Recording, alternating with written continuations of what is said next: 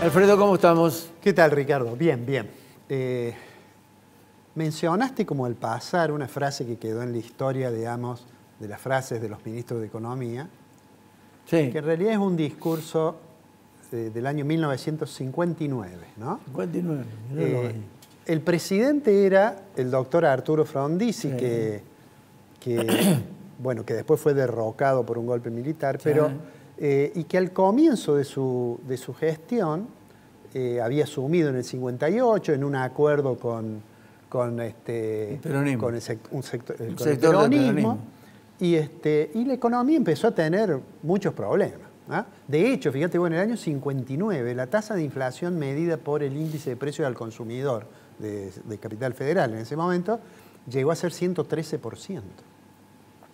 Bueno, pero entonces, cuando se vio en esta circunstancia, el presidente acudió a alguien que venía siendo su asesor, pero que tenía una confrontación muy fuerte con otro asesor suyo, que era Frigerio. Frigerio. Y este hombre, que lo vamos a ver ahí, traje una foto de el ingeniero Álvaro Alzogaray, hablando con el presidente y transmitiéndole sus inquietudes. Bueno, la cuestión terminó en que en junio del 59, Alzogaray asumió como ministro, ¿eh? Y puso en marcha un plan. Le voy a pedir al director, si es posible, esa es la tapa de Clarín. Sí. Esa tapa de Clarín es al día siguiente que hizo el discurso. Asumió y dijo, bueno, estamos en la peor etapa, esto que dice acá, septiembre y octubre, luego la tendencia se habrá invertido. Acá no se ve muy bien, hay una foto de Alzogaray. Sí, la foto de él. Y tiene la frase famosa, vos la mencionaste Hay que recién. pasarle el invierno. Sí, en la placa siguiente la tenemos, donde dijo, bueno, estamos mal, pero bueno, hay que pasar el invierno, ¿eh? La hipótesis que él tenía, con una serie de medidas que adoptó, es que la situación iba a haber una crisis muy fuerte, pero que finalmente la economía se iba a recuperar, ¿no? Digo una cosa en favor de Alzogaray. En realidad en el 60 la tasa de inflación bajó. De aquel 113 cayó la tasa de inflación, cayó a un dígito, digamos, ¿eh? Bueno, ¿por qué traigo esto? Por lo mismo que vos mencionabas, porque da la impresión que aunque no se dice explícitamente, en Argentina el gobierno está pensando y dice, bueno, tenemos que pasar el invierno, en un sentido distinto de aquel famoso de Alzogaray. Alzogaray terminó pagándole a los empleados con un bono.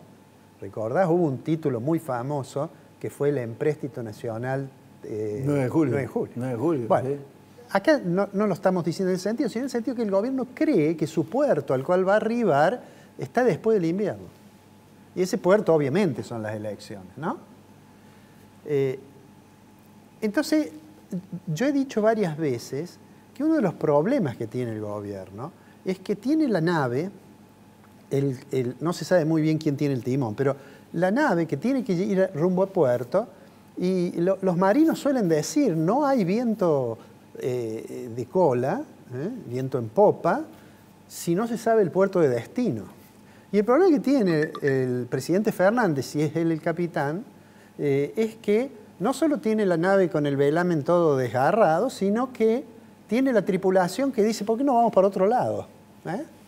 Y tiene esta situación tan negativa para la formulación de las expectativas económicas que gente con mucho poder, entre otros la vicepresidenta, obviamente, hace juicios condenatorios de las decisiones de política económica. Así es.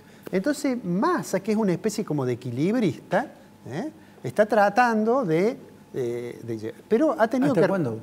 Pero ha tenido que resignar varias cosas. Uno podría casi hacer una ironía. Massa dijo en diciembre, también Rubinstein, una persona que tiene una gran formación en economía, dijeron, bueno, para abril la inflación va a empezar con 3. Y vos sabés que va a empezar con 3, porque si abril tiene 7% de inflación, el acumulado enero a abril va a ser más del 30%. Sí.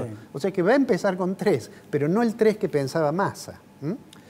Bueno, ¿qué es lo que venimos diciendo nosotros? Van tomando medidas aisladas. El escenario más probable, siempre decimos que la economía no es una disciplina para hacer pronósticos fatales. Siempre critico a los colegas, sobre todo a algunos colegas de Buenos Aires, que los viernes dicen de que el apocalipsis llega el lunes, y después el lunes va pasando y al viernes siguiente lo vuelven a anunciar. Pero hay ciertos escenarios más probables. El más probable es que sigamos en este régimen de alta inflación que tenemos y que a su vez tengamos una contracción del nivel de actividad. Lo hemos dicho otras veces y lo vuelvo a decir, las situaciones más complicadas de administrar para la política económica son situaciones en las cuales hay esta inflación. Claro. Porque medidas para recuperar el nivel de actividad pueden pegar sobre el nivel de precios y porque medidas para estabilizar la economía pegan sobre el nivel de actividad. Ahora veamos esto que ha generado algún ruido. Lo comentamos el programa pasado, la decisión del gobierno de utilizar los títulos del sector público, en particular de ANSES, y que tenía como sentido, lo dijimos, poder operar sobre esos dólares libres, el dólar MEP o el contado con liqui, para tratar de operar sobre eso. ¿Cuál era la forma de operar de eso? Decirle al sector público, mire, usted vende estos dólares que tiene, estos títulos que tiene, y yo a cambio de esto le voy a dar otro título que va a ser ajustable, bueno, no importa. La cuestión es que eso generó una discusión tan grande, muchos funcionarios del gobierno dijeron esta es una idea brillante, y mucha gente de la oposición dijo esto es una catástrofe, le roban la plata a los jubilados, etcétera, etcétera. Bueno, ¿qué hizo Massa, que es una persona astuta, creo yo? Habló a la UBA y le dijo, che, ¿por qué no me hacen un dictamen? Eso es lo que sabíamos. Yo dije en este programa que una de las personas que iba a dictaminar, a quien conozco y respeto muchísimo, era Javier Curcio. Por alguna razón que no conozco, porque la UBA no lo aclaró, Curcio no dictaminó, sino que dictaminaron otras dos personas. Tampoco dictaminó López, que era otro lo que estaba mencionando. Bueno, entonces hicieron un dictamen. No voy a enredar a la gente que tiene la paciencia de escucharnos con las cuestiones técnicas, ¿no? Pero voy a decir lo siguiente. La UBA contestó a lo que le preguntaron. ¿A través de quién? De dos profesores. ¿Esa es la opinión de la UBA? No. La UBA es un organismo en que hay muchas miradas. Los dos profesores que ¿contestaron lo que preguntaron? Sí, contestaron lo que preguntaron. Yo creo que arreglaron las preguntas Massa con los que iban a contestar, pero eso es una intuición, no una suposición. Pero pusieron algunas aclaraciones, porque lo único que le preguntaron fue, mire, si yo le cambio este título por este título, este es nuevo, el valor técnico al cual lo va a contabilizar, ¿es más alto o más bajo que el que me está dando?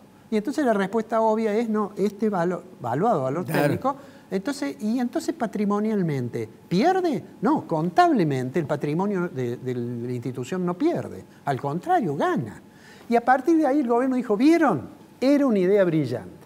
No comentaron mucho esto que yo he subrayado en rojo del informe que hicieron estos dos profesores, que dice que las respuestas se refieren exclusivamente al impacto que este canje podría generar en el patrimonio contable de los organismos involucrados.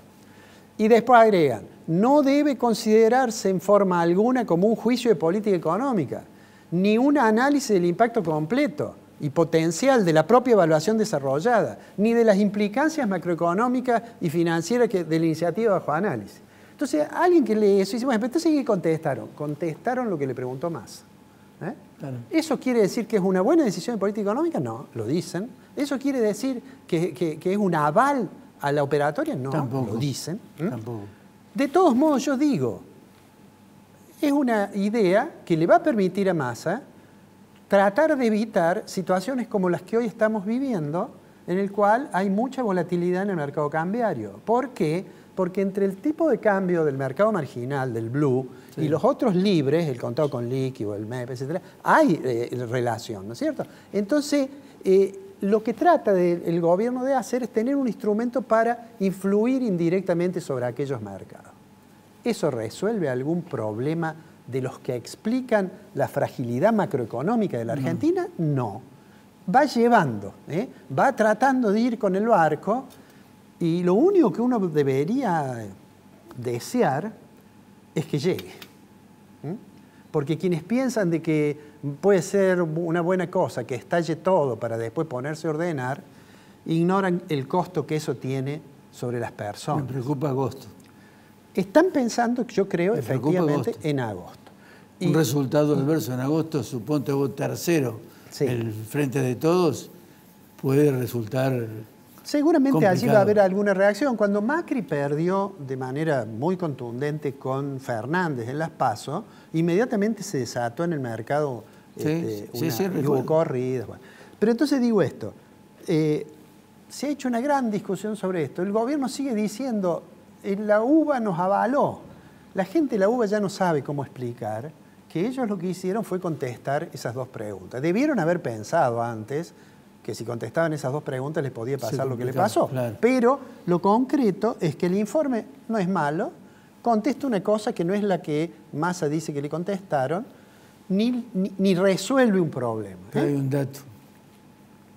Fíjate el papel. Sí. UBA Económica, Facultad de Ciencia Económica. Sí. Compromete, de alguna manera, por más que firmen dos personas que están en la UBA, eso compromete la UBA. No, bueno, habitualmente cuando uno en la facultad hace un trabajo que pide, por ejemplo, un organismo público, dice, ¿por qué no me analiza, no sé, supongamos la Municipalidad de Córdoba, ¿por qué no me analiza la situación de deuda de corto plazo? Uno hace un informe, el membrete dice Facultad de Ciencias Económicas. Sí. Todo el mundo sabe que eso no quiere decir que toda la institución esté de acuerdo con eso, ¿no? Pero digo, esto genera más ruido todavía y mientras tanto la situación de los que caen debajo de la línea de la pobreza es terrible. Y te digo una cosa, lo mencionaste Fernández que habló de los pobres en Londres. Londres es probablemente la ciudad donde hay más pobres en Inglaterra porque los alquileres en Londres son muy caros. Entonces hay mucha gente con dificultades. Ahora, nosotros tenemos 40% de pobres. El Reino Unido debe tener, me puedo equivocar en el número, después de todos los problemas que he tenido, después que se fue el Brexit, después de todos esos problemas, 15%. O sea que no se puede comparar. Me hizo acordar a Aníbal Fernández. Fue Aníbal el que dijo que teníamos menos pobres que Alemania. Sí, menos pobre que Alemania. Creo que no lo dijo más porque después visitó Alemania. No, lo dijo Cristina Fernández en Harvard. En Harvard lo dijo ella también. Y es Harvard, nena, le dijo. 5% pobre.